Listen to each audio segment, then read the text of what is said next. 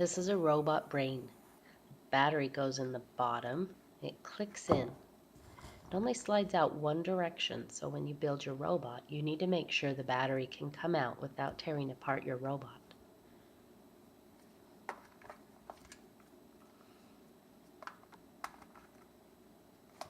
There's a check mark on the front that turns the brain on. Right there. The X turns it off. You have to hold it. The arrows let you select something from the menu. This tells you some details about your brain. You can go to device info and it will tell you what ports have things attached. So here's some wheels and a motor. And this is the cable that connects the wheels and the motor. And see, it has a little lever on the top. You always want to be careful with that. You squeeze it when you pull it out. You squeeze that little lever so that it comes out easy. Don't ever pull the cables out with force. And they click, they have to make a click sound when they click all the way in. Alright, so now we're hooked up.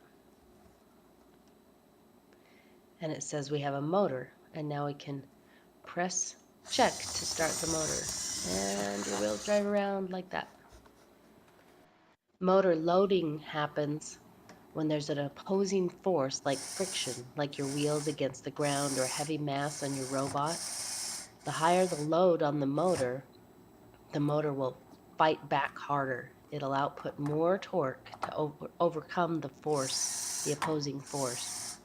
The motors in our kit have a fixed amount of power, so the more torque it applies, the slower the rotational speed becomes. So if it's too much, the motor will stop spinning or stall. The more torque the motor needs to overcome, the more power it draws. The motor gets its power from the robot brain, which gets it from the battery. If your battery's dying really fast, your motors are probably doing a lot of work. This is the remote control. It has a power plug and a plug to connect it to the brain. That's how you turn it on. And when you turn it on, once it connects to your brain, it will start blinking to show that it's connected. Before, when you have a brand new brain and controller or you switch controllers, you need to plug it in with your blue cable. Blue cable has a little lever at the top that you need to put the right direction. And when you pull it out, you need to squeeze that. Don't pull it out with force. So once it's connected, you can turn it on and it'll show you the little plug icon in the top corner. And then once it shows that plug icon, you can unplug it and it should connect with the wireless.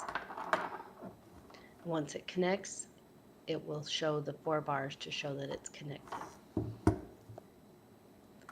And then after it's connected, you can use it to drive your robot around like this.